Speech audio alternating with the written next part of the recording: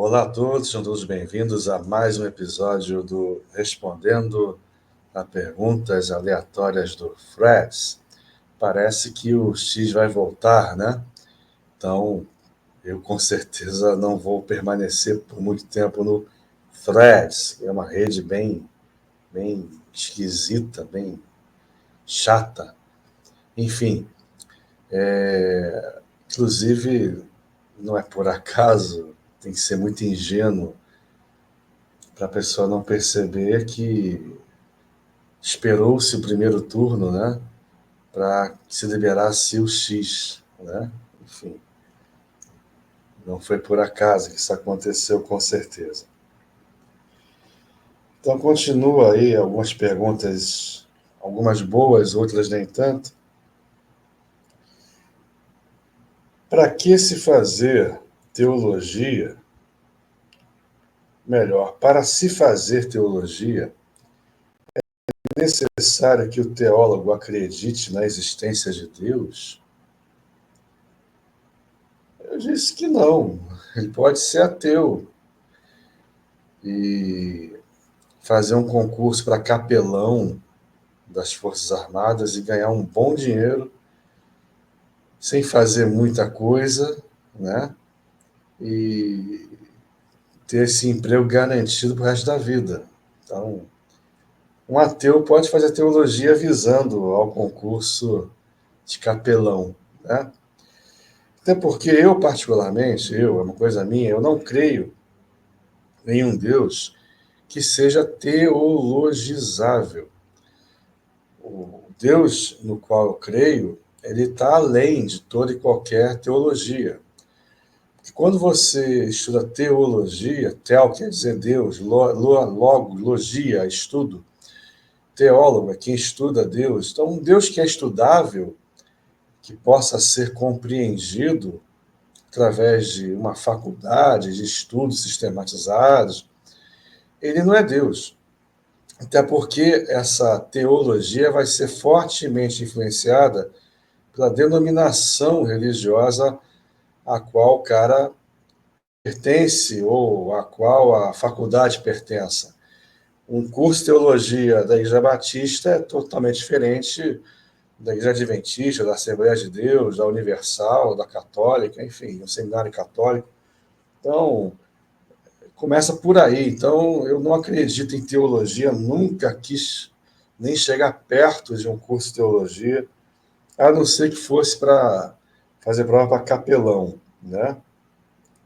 Enfim, então eu não creio num Deus teologizável, até porque um Deus que seja teologizável já não é mais Deus. E, enfim, além do fato de a faculdade de teologia vai ser, evidentemente, enviesada em função da denominação a qual ela pertence. Enfim, o que mais? Qual a sua reação quando Deus te diz não? Pergunta que parece boba, mas ela é muito importante. E a galera que, principalmente essa geração Z, mimada ao extremo, né? Os pais não conseguem dizer não aos filhos, passam pano para tudo. E aí, quando o cara se converte e pensa que Deus é um Deus que também passa a mão na nossa cabeça, para tudo, e aí, quando Deus diz não, a gente perde até a fé, né? A gente até perde aquela certeza no coração do significado dele para nós. Então, não seja um filho mimado, né? O não de Deus é melhor do que qualquer sim do mundo, né? É um livramento. Ele já está no futuro. O futuro, até um ditado popular, o futuro a Deus pertence. Não só a ele pertence, como ele já está lá. Passado, presente, futuro, para Deus é a mesma coisa. está tudo acontecendo simultaneamente nele, porque tudo vem dele, inclusive o tempo, né? Nós estamos presos ao tempo, ao espaço, ao nosso corpo de morte carnal, mas ele não, ele está além do tempo. Então, por isso que eu já disse aqui da outra vez, eternidade é um conceito que para nós tem um sentido no tempo e espaço. No mundo espiritual não tem o mesmo sentido, porque o que seria eterno no mundo espiritual? Não faz sentido, né? É algo que não pode ser medido por unidade de tempo, né? Enfim, então, quando Deus diz não, lá atrás eu ficava com raiva de Deus, era um filho mimado. Hoje eu agradeço. Eu agradeço, dou glória a Deus por todos os nãos que Ele me dá, porque eu sei que são nãos de amor, de livramento, de graça, de misericórdia. Eu sou professor e tenho outros projetos também em outras áreas. Tudo que eu faço, qualquer reunião, tudo que eu faço, Senhor, se não for a tua vontade, que eu nem vá, que aconteça alguma coisa, que algo dê errado, eu vou entender como um sinal teu de que não é para prosseguir. Recentemente, uma pessoa amiga é filho de uma pessoa que tem uma escola em determinado lugar no Rio de Janeiro, não vou citar nomes, e eu fui fazer uma reunião com a mãe dessa pessoa amiga e com essa pessoa amiga e seu irmão para tentarmos colocar um preparatório militar na escola. Eu fui muito bem recebido, muito bem tratado, inclusive fui convidado a voltar no dia seguinte para fazer uma palestra aos alunos, para que houvesse de imediato interesse, porque eles gostaram da proposta e quiseram, em princípio, montar o preparatório. Tanto que eu voltei no dia seguinte, fiz a palestra e tal, estava tudo certo. Inclusive, eu já estava já querendo divulgar, só queria só o ok de uma data de início para começar a divulgar o curso. Eu só sei que, da noite para o dia, não sei o que aconteceu ao certo, mas a coisa não andou simplesmente. Não andou. Supostamente houve problemas particulares lá na família dele, do meu amigo, e acabou-se deixando o projeto de lado. E era no momento em que estava precisando desse projeto sair do papel, estava precisando. Era um momento que seria bom para mim caso vingasse esse projeto, bom do ponto de vista financeiro. E eu, graças a Deus, não fui. Não fui, não sei porquê, não sei as razões do Senhor, mas Ele sabe. Eu descanso nele e agradeço a Ele pelo não que eu obtive nesse aspecto, nesse curso, nesse projeto. Talvez fosse lá na frente algo ruim para mim, para minha família, enfim. Certo? Então, é isso. Quem não é batizado com o Espírito Santo não é cristão, pois ainda não nasceu de Deus. O que vocês acham dessa fala? Eu não vou entrar no mérito do batismo com o Espírito Santo, como é ensinado nas igrejas pentecostais e nas não pentecostais. Eu não vou entrar nesse mérito. Mas, o que eu tenho a dizer é que o primeiro requisito para alguém se dizer cristão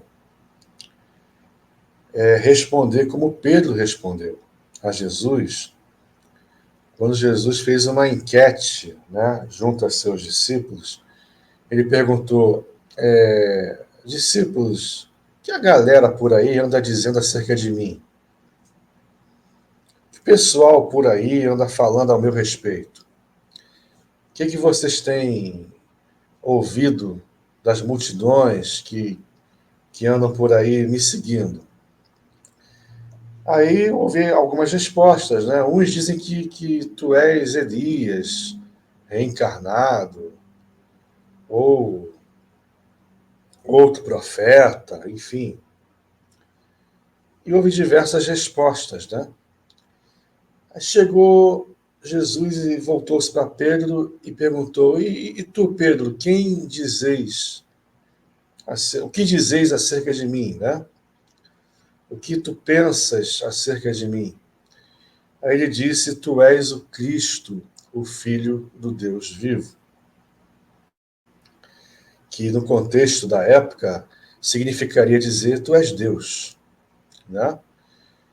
E, e Jesus, né, respondendo a Pedro, disse que não havia sido nem carne nem sangue que havia revelado isso a Pedro, mas o Pai que está nos céus. Então, Pedro foi bem-aventurado porque no seu coração discerniu a verdade que veio do Pai, de que que Jesus é o Cristo de Deus, é o Filho do Deus vivo. E enquanto nós não tivermos no coração essa certeza esculpida no nosso coração, calcificada em nosso coração, nós não somos cristãos. Porque eu já falei aqui outras vezes, nós temos uma vantagem, nós brasileiros, temos uma vantagem que um asiático não tem, que é o fato de nós nascermos em um país em que ser cristão é cultural. O cara tem uma probabilidade muito alta de nascer em um lar cristão, em que as pessoas dizem crer em Deus, que frequentam uma igreja católica, ou protestante, evangélica, até mesmo dentre quem professa religiões afro-ameríndias, ainda assim dizem, não, creio em Deus, creio em Jesus. Espíritas também, em geral, dizem crer em Deus, crer em Jesus. Não como eu creio, por exemplo, mas da forma que eles enxergam a coisa. Eu não estou aqui para julgar ninguém. E, enfim, então você nasce num país em que ser cristão é algo normal, é natural, é cultural. Como ser muçulmano no mundo árabe, entre aspas, no mundo árabe, ser muçulmano é a coisa mais natural e cultural possível, né? Enfim, então, a galera diz que crê em Deus, é até batizada na igreja católica, enfim, até faz primeira comunhão, vai eventualmente a uma missa, aí vai crescendo, aí vai se afastando, aí diz que é católico não praticante. Aí a galerinha no meio gospel também já está tendo uma galerinha que é gospel não praticante, evangélico não praticante. Quer dizer, virou algo cultural, né? Porque a galera diz que crê em Deus, mas não. Diz que crê em Jesus, mas não tem Jesus como Cristo, Filho do Deus vivo, não está aqui dentro. Não está encravado aqui dentro. E quando encrava aqui dentro, aí não tem jeito. Não tem como tirar. Né? Aqueles que vêm a mim de forma alguma eu lançarei fora, né? Diz o Senhor. Então, não tem como tirar. Né? Uma vez que foi cravado no coração, não tem como isso ser removido.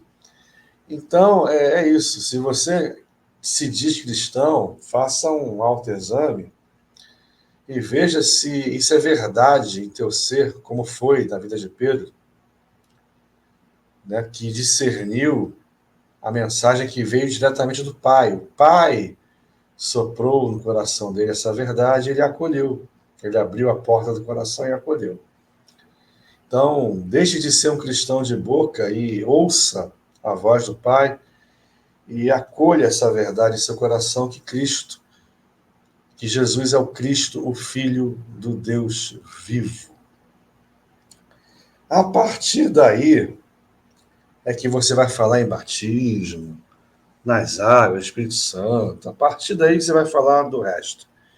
Mas de nada disso adianta se Jesus não for o Cristo, não for o ungido, não for teu Deus e Senhor. Se não for, não adianta.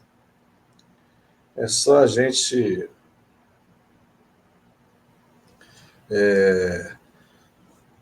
levar em consideração o que ele falou acerca de Pedro, né? Você acredita em vida interplanetária e outras dimensões? Justifique sua resposta. Essa é uma pergunta aí de concurso público, né? Eu não... Você acredita? Claro que acredito. Lógico que acredito. Porque eu não tenho a audácia de limitar o poder do Criador. Tipo, Deus é onipotente até a página 3, quer dizer, ele já criou muita coisa. Tá bom, esse universo aqui é mais que suficiente. Esse planetinha aqui, chamado Terra, que até agora é o único que oficialmente contém vida, tá bom demais. Não há mais nenhum outro, nenhuma forma de vida interplanetária, nem outras dimensões. Paulo cita várias, né? Potestades, poderes, tronos, há várias dimensões espirituais. Isso aí é claro, né? E nós vamos, quando chegarmos lá, compreender plenamente isso tudo, né? Eu não teria essa audácia de limitar o poder do Criador. Dizer que o Criador não. Não, ele é o Criador onipotente, mas não é tão oni assim. É até a página 3.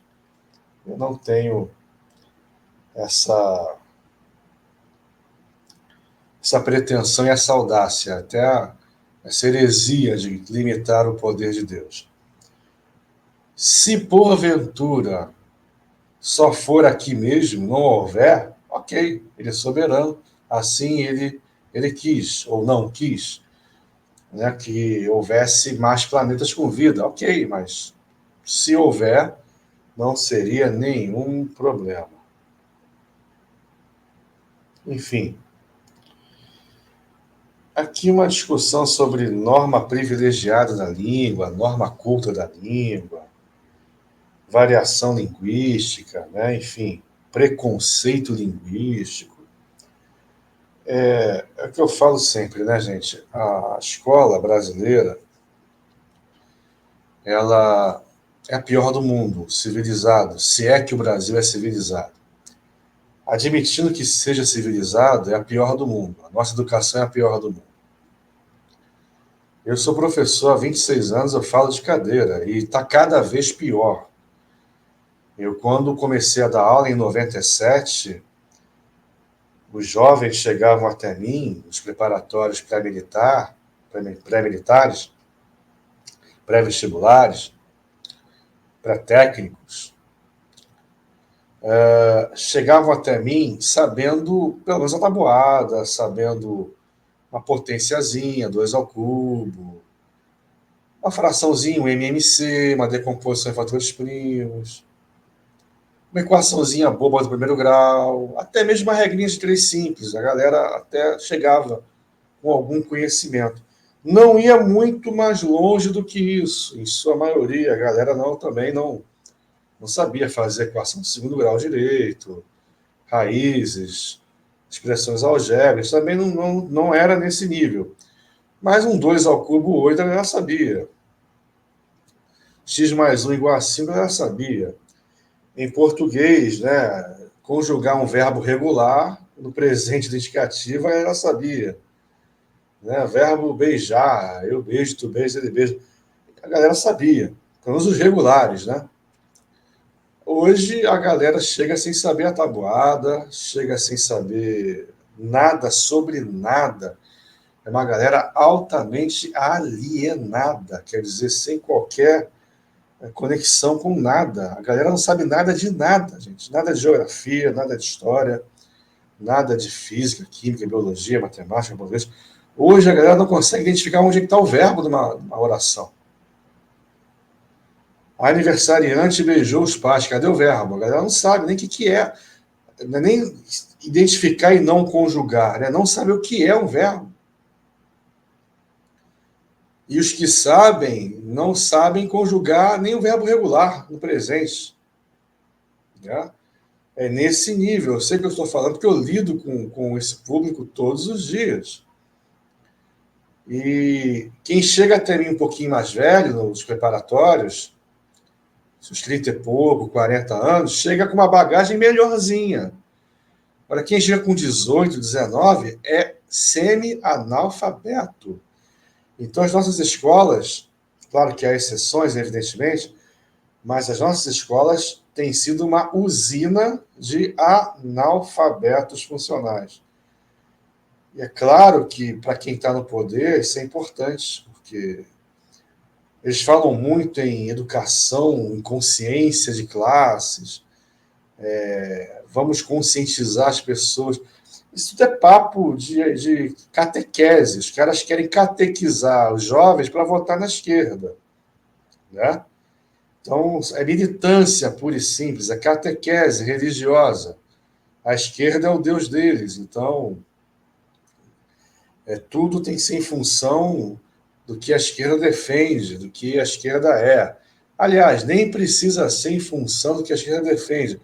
Contanto que você vote na esquerda, está tudo certo. Se você entendeu o que a esquerda defende, ou deixou de entender, a maioria não entendeu, porque não entende nada, porque não sabe nada, porque não foi ensinado, nada foi ensinado a ela, então não interessa, mas que vote no PT, no PSOL, está tudo certo. Né? Então, aquela educação consciente, aquela educação crítica, dá vontade de dar na cara desse pessoal que fala em educação crítica, com relação a jovens e crianças que não sabem a tabuada, não sabem o que é um verbo, não sabem interpretar um texto de 5 linhas. Básico. Mas não, tem que se ensinar lutas de classes, né? Demonizar o capitalismo, demonizar o acúmulo de riqueza, o capital, a direita, que agora não existe direita, é fascismo, é extrema direita, a banalização do termo nazismo, que é uma coisa odienta e odiosa e perigosíssima. Quando você banaliza o termo nazismo, fascismo, quando isso se torna sinônimo de inimigo político, puro e simples, é algo muito grave, né? Algo muito sério, porque nisso você liquefaz o termo, você pasteuriza o termo, deixando o caminho livre para os verdadeiros nazifascistas ascenderem ao poder, sendo aplaudidos por aqueles que dizem combater o nazifascismo. Né? Enfim, então é tudo bem pensado, né? Essa história da defesa intransigente da democracia. A esquerda defende a democracia. Então, tudo que não for esquerda automaticamente é antidemocracia. Tem a narrativa que é imposta pela mídia, pelos artistas, pelos professores em sala de aula. Para isso eles servem. Né? Para isso eles servem. Então, essa educação de hoje é a pior do mundo. E contra ela eu falo todo dia. E me insurjo todo dia. Qualquer um que defenda o modelo atual educacional do Brasil deveria ser proibido de chegar perto de uma sala de aula. Eu já falei isso várias vezes. Qualquer um que defenda o modelo educacional atual deveria ser proibido, deveria haver uma medida protetiva, né, contra essa pessoa chegar perto de uma sala de aula. Deve ficar no mínimo 200 metros distante de uma sala de aula. Não pode chegar perto de uma faculdade, de uma escola, porque não dá. Não dá para se defender um modelo que é o pior do mundo, já não é de hoje. Então, quem defende esse modelo é porque se beneficia dele. É simples assim. A quem interessa manter esse modelo educacional? E aí, a escola pública, que deveria ser um vetor de diminuição da desigualdade, do abismo social, não. Ela ajuda a aumentar esse abismo. Quando diz que há preconceito linguístico, que a norma culta é a norma dos privilegiados, é a norma de uma elite branca, racista. Eu não sou elite, gente, pelo amor de Deus, olha para mim, eu sou um cara, vá lá, no máximo de classe média baixa, eu não tenho haveres vultosos na minha conta bancária, enfim, eu sou um professor que ralo todos os dias, graças a Deus nada me falta, mas estou longe de ser elite. E eu acho que eu me expresso razoavelmente bem, eu acho que eu falo razoavelmente bem o meu idioma. Posso tropeçar numa concordância ou numa regência aqui e ali, é normal, mas, via de regra, acredito que eu fale o mais corretamente possível dentro das possibilidades. E eu não estou longe de ser uma elite opressora, longe de ser uma elite opressora. E se eu pude aprender, por que o cara da escola pública não pode? É só você ver as novelas de época, não faz muito tempo. Você vê, por exemplo, as novelas que se passam nos anos 50, nos anos 60, até os pobres da novela se expressam com uma erudição muito maior do que hoje.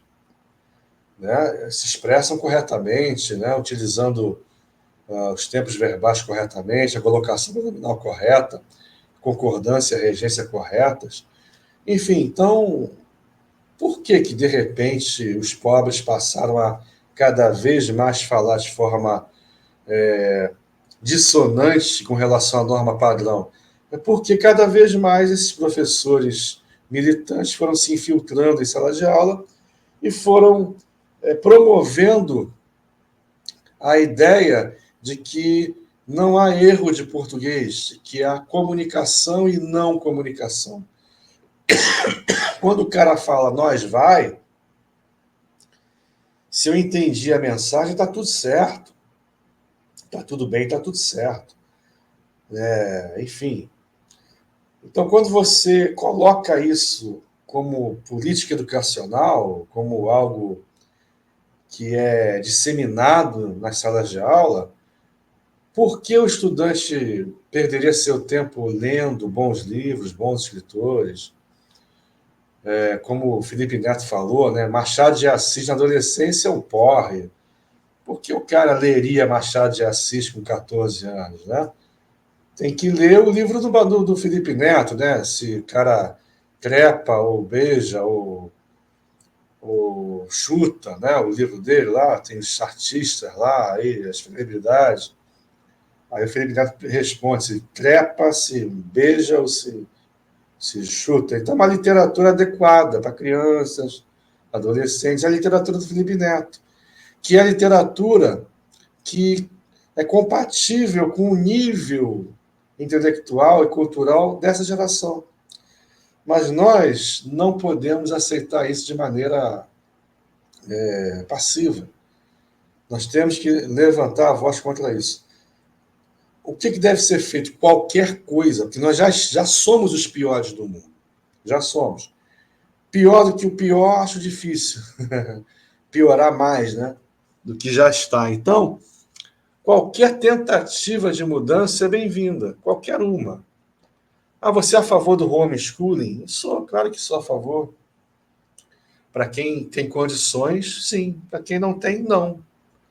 Se eu pudesse, eu faria homeschooling com a Sofia. Eu teria totais condições de ser um tutor dela, um professor dela, no nível fundamental e médio, em praticamente todas as matérias, uma ou outra que eu teria que contratar um professor particular, e eu tenho certeza de que ela chegaria num exame de admissão e teria uma nota maior do que 90 e tantos por cento dos concorrentes. Eu tenho certeza disso. Se eu tivesse aí 3, 4 horas por dia com ela, em vez de a escola, ela teria uma base muito maior. Ah, mas a socialização, ela socializa na igreja, na pracinha, em qualquer lugar.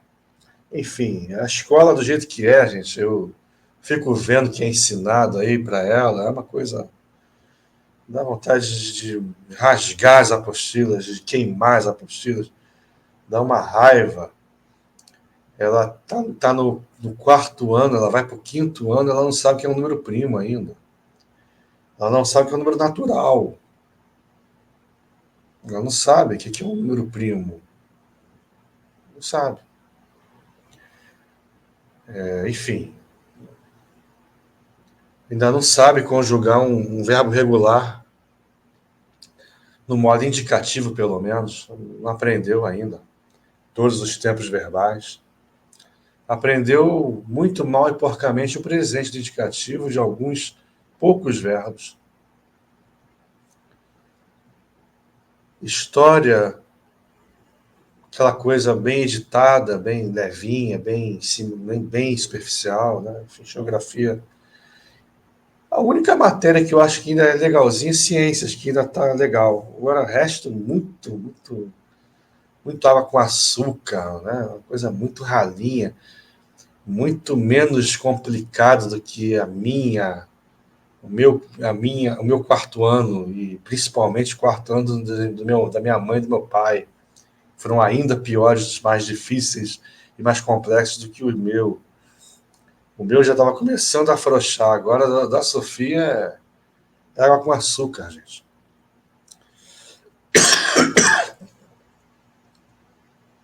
Então, por que afrouxaram a corda? Porque a galera não está estudando, os professores também, nível assustadoramente baixo, né? Enfim. Então você não pode exigir de uma tia de hoje conhecimentos que a tia Ana da escola onde estudei o primário tinha, que a tia Elisa tinha, né? Que a tia Alice tinha. Eu lembro o nome das minhas tias, né? Que, enfim, é isso aí. Então, tudo que puder ser feito contra o status quo da educação atual, eu tenho meu aplauso. Qualquer coisa é melhor do que é hoje, tá? Qualquer coisa. Qual a diferença entre cristianismo, catolicismo e evangelismo? Show. O que tem ismo no final é criação humana. Então, é uma edição do evangelho segundo mentes e visões de determinadas pessoas. Por isso que há tanta dissensão, tantas igrejas, tanta loucura em nome de Deus, embora haja gente maravilhosa aqui e ali, em todos os lugares, né? Gente que realmente crê em Jesus e vive uma vida de santidade a Ele, mesmo em ambientes que não são necessariamente os mais recomendáveis. Então, a diferença entre eles, na prática, é muito pouca. Entre evangélico, protestante mais tradicional e católico. Na prática, a diferença é mínima. Porque o sufixo ismo automaticamente já nos mostra uma edição do evangelho. Não é o evangelho puro e simples de Jesus, é um evangelho editado. Por exemplo, no meio cristão protestante, o evangelho segundo os adventistas é um, o evangelho segundo os assembleanos é outro, o evangelho segundo os batistas é outro, segundo os presbiterianos é outro. Enfim, cada um enxerga determinadas minúcias de um jeito e vai editando. E você não tem nunca, em nenhum lugar desses, o evangelho puro e simples de Jesus.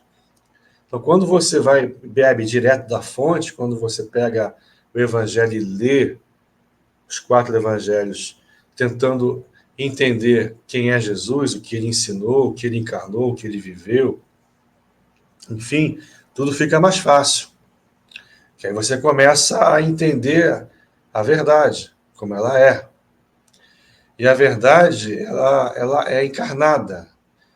A verdade, ela não é dita, a verdade, ela é encarnada. A verdade é Jesus. Ele disse que é a verdade. Então, ele é o verbo, ele é a palavra encarnada. Então, a minha referência não é o Papa, não é o pastor, não é o estudioso, o teólogo, não é Ellen White, não é Joseph Smith, não é Spurgeon, não é Calvino, não é Lutero, não é, enfim, Macedo, Valdomiro, Santiago, R.S. Soares, Silas Malafaia, Papa Francisco, não é nenhum deles. A minha referência é a palavra encarnada, porque ele é a verdade. A verdade é uma encarnação. Ele é a verdade. Então eu vou direto nele, eu não vou em intermediários, eu não vou em editores, em censores, em, em cortes do YouTube. Eu vou no vídeo inteiro, eu não vou em cortes, né, do YouTube, fazendo uma analogia com o que a gente vê hoje. Os caras só vão em vídeos de corte, né? Ninguém vê mais nada completamente, só corte. Então, eu quero Jesus bebendo na fonte diretamente, que são os evangelhos e o ensino dos apóstolos. E quando você entende Jesus e, a partir disso, o ensino dos apóstolos, tudo fica óbvio, tudo fica claríssimo. É como diria o saudoso doutor Enéas, né? Fica límpido como água de rocha, como líquor de quem não tem meningite séptica, né? Então, enfim, é tudo muito simples, muito fácil. É tão fácil e tão simples que chega a ser surpreendente. Você abre os olhos, caramba, é só isso? É só isso.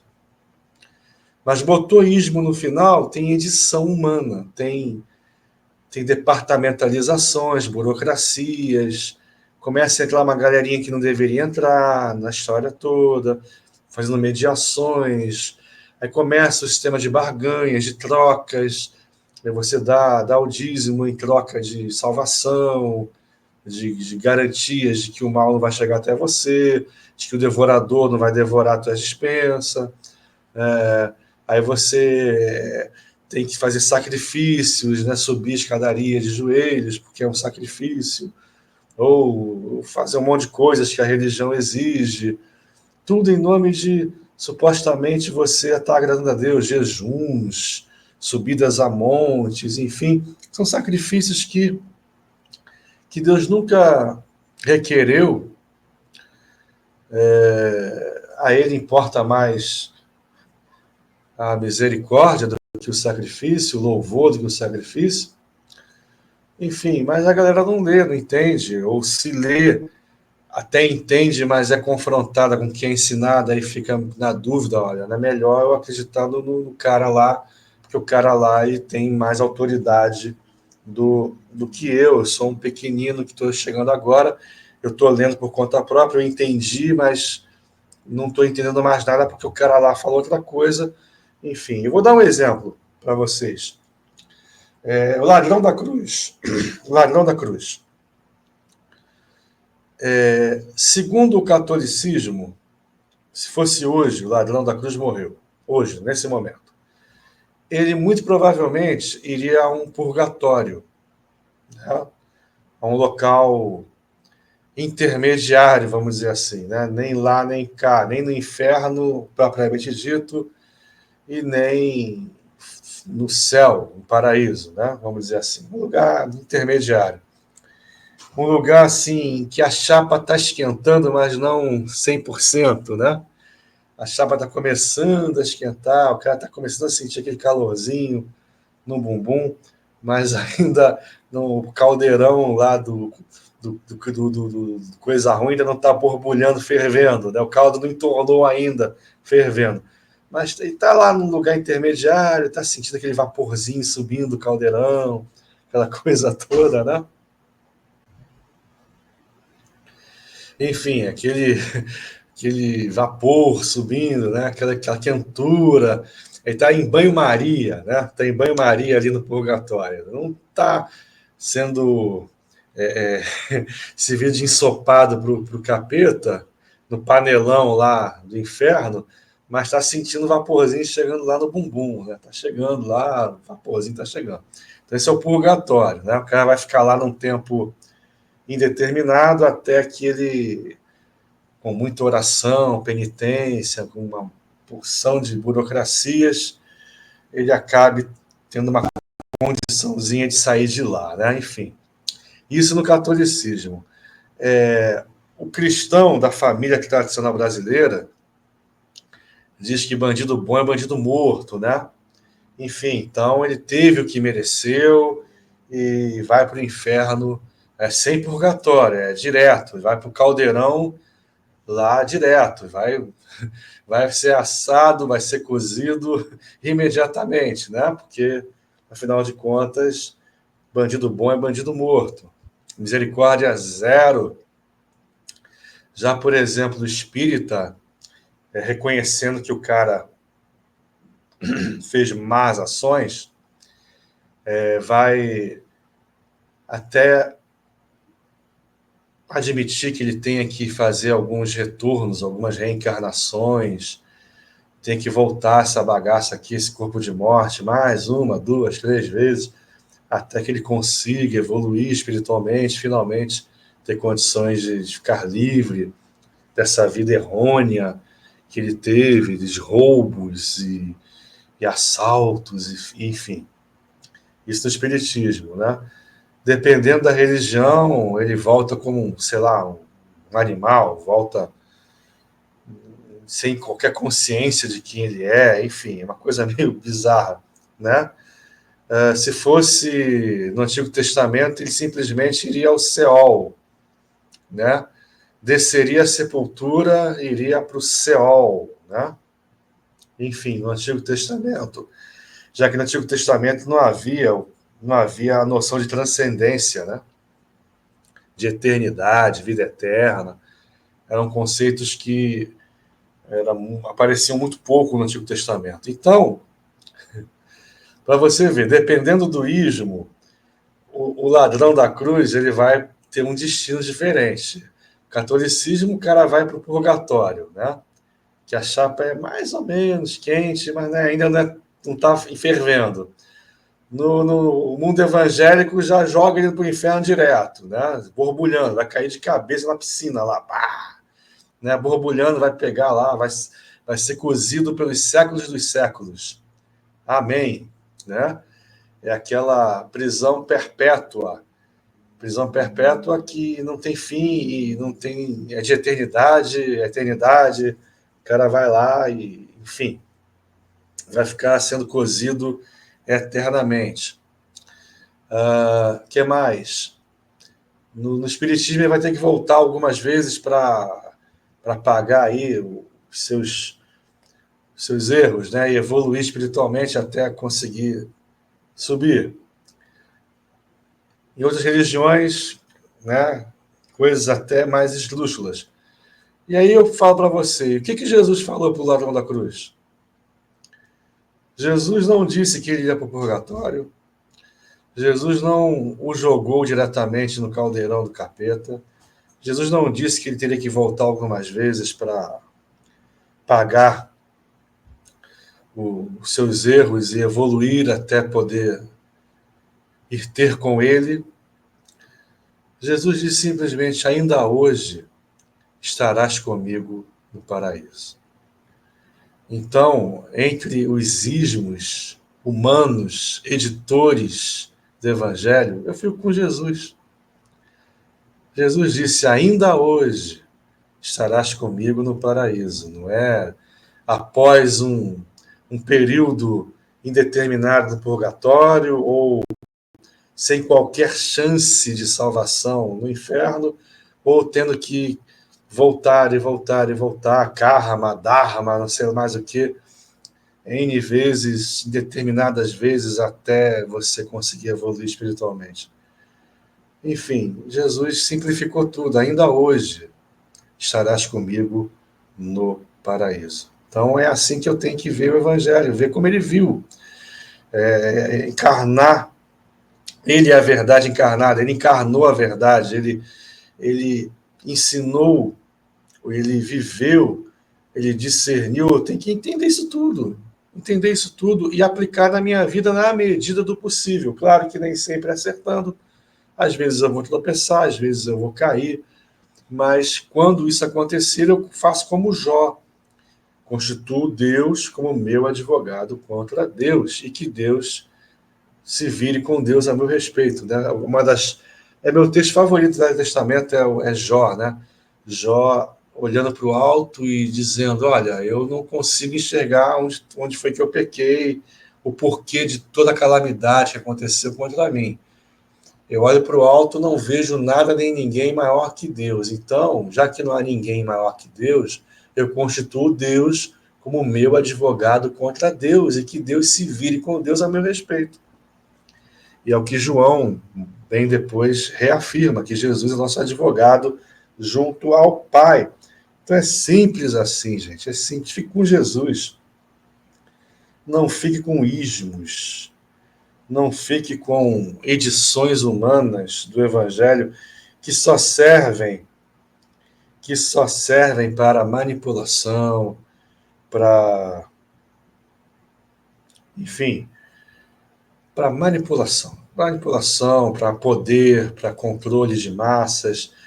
Hoje em dia, você vê o poder político que um grande líder evangélico tem, você vê um cara desses aí da televisão, o poder político que ele tem, um cara desses mandando que se vote em A, B ou C, é algo que tem um peso muito grande, né? Um peso muito grande. Enfim, então, é isso, gente. Vamos abrir os olhos, vamos ficar com Jesus. Vamos ficar com a verdade encarnada e não com edições da verdade, né? Com edições do Evangelho. Ah, mas tudo no catolicismo é errado, é mentira, é falso? Claro que não. É evidente que não.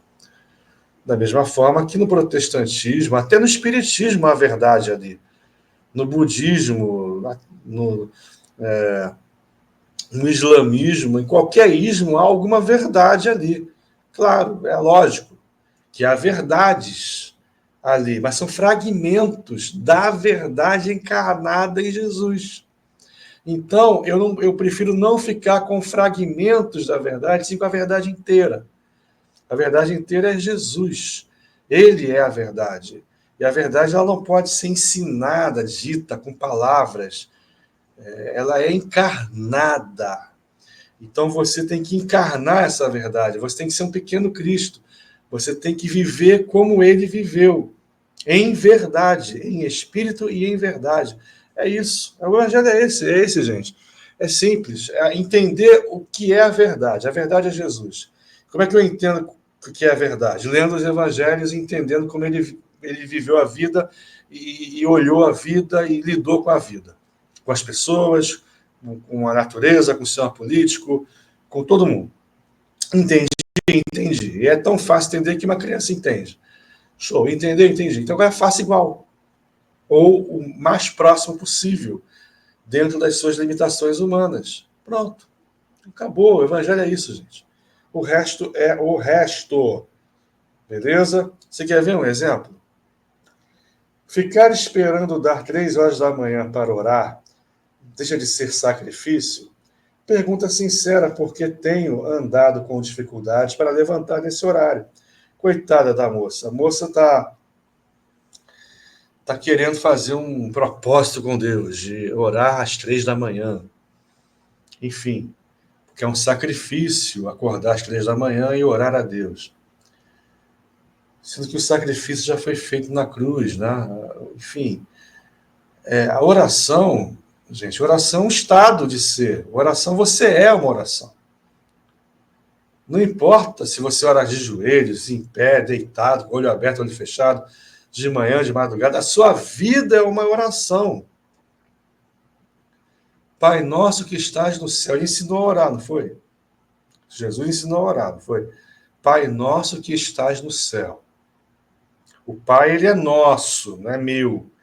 Então já começo a ter que pedir não só para mim, de forma egoísta, e sim para a galera, né? Enfim, para todos, né? Para a humanidade, enfim. Pai nosso, ele é Pai de todos, não é só o meu Pai, né? Santificado seja vosso nome. Santo seja o Senhor em toda parte. Venha a nós o vosso reino e se instale em nosso coração, porque o reino de Deus não é desse mundo, ele cresce para dentro, aqui dentro, ele cresce em nossos corações. Que o teu reino venha até nós, se instale em nossos corações e cresça, crie raízes, dê frutos, né? Enfim, e aí nós sabemos que se nós buscarmos esse reino, né? Buscarmos esse reino, o que acontece? Todas as demais coisas nos serão o quê? Acrescentadas. Foi o que o Senhor ensinou: buscai o reino de Deus e a sua justiça, e todas essas coisas vos serão acrescentadas. Então, ele ensinou a buscar o reino. Então, se eu estou buscando o reino e digo, venha a nós o vosso reino, e cresça em nós o teu reino, eu preciso pedir alguma coisa? Eu preciso parar e pedir alguma coisa? Já que o Senhor sabe o que nós precisamos, ele disse isso, o Senhor disse que sabe do que nós precisamos, e ele disse que se nós buscarmos o reino de Deus e sua justiça, as demais coisas nos seriam acrescentadas. É algo natural, espontâneo, não é algo mágico, não é algo que demande barganha, sacrifício, troca, toma lá da cá. O reino de Deus não é o Congresso Nacional. O reino de Deus não é Lula versus Arthur Lira e Rodrigo Pacheco. Eu tenho um mensalão aqui, você aprova a emenda lá. Eu boto você no ministério tal e você aprova o que eu quero lá. Não é isso, gente. O reino de Deus não é um Congresso Nacional, não é presidencialismo de coalizão. O reino de Deus é coisa muito mais séria do que isso, gente. Pelo amor de Deus. Ele garante que as demais coisas nos serão acrescentadas. Então, eu nem preciso pedir. O Senhor já sabe do que eu preciso. Ele cuida de mim. Se nós que somos maus, sabemos dar boas dádivas a nossos filhos, quanto mais o nosso Pai Celeste em relação a nós. Então é crer somente, confiar somente, descansar nele. Então, orar às 3 da manhã, 2 da manhã, 2h59, 5 da manhã, meia-noite, isso não importa, não faz a mínima diferença. O que importa é buscar o reino de Deus e sua justiça, e as demais coisas nos serão acrescentadas. Nem pedir você precisa, porque ele sabe do que você necessita. Então a oração é ser, gente. É um estado de ser. É o reino instalado em nosso coração e crescendo todo santo dia em amor, em misericórdia, em perdão, em compaixão, em benignidade, dando frutos do Espírito. É assim que o reino de Deus cresce em nós. Aí nós somos cartas vivas do Evangelho, nós somos orações encarnadas. Porque foi assim que o Senhor ensinou, mais uma vez, os ismos vão dizer, não, você vai... a oração de madrugada, a fila é menor. Tem hinos evangélicos que dizem isso, né? A fila é menor de madrugada. Enfim, a novena do Frei fulano de tal é uma bênção de madrugada. Se a novena dele fosse às 8 da manhã, seria bênção do mesmo jeito. Seria uma bênção se fosse ao meio-dia, se fosse às 3 da tarde, se fosse às 7 da noite. Não importa o horário, importa o coração, importa o sentimento, importa a verdade, a sinceridade que há aqui dentro de você. Misericórdia quer e não sacrifício. Né? Sacrifício, que sacrifício? Sacrifício de louvor é o que ele quer. O que ele quer não é sacrifício físico, de você acordar às 3 da manhã, é você ter sacrifício de louvor, é você ter uma vida que seja uma vida em que as pessoas olhem para você e vejam a luz, o brilho do Senhor estampado em seu ser. Então, seja uma oração. Oração é para ser vivida e não feita, conforme Jesus ensinou. Mais uma vez, olha qual é a diferença entre você beber direto da fonte, aprender direto com Jesus, e em vez de aprender as edições dos ismos que são feitas por aí, né? Então é isso, gente. Eu teria muito mais a dizer, mas já são quase 1 hora de gravação. Eu vou ter que fazer alguns cortes nesse vídeo, porque a galera não vai nem chegar até aqui. Tomara que chegue, né? Enfim, até o próximo vídeo. Fiquem com Deus. Fui.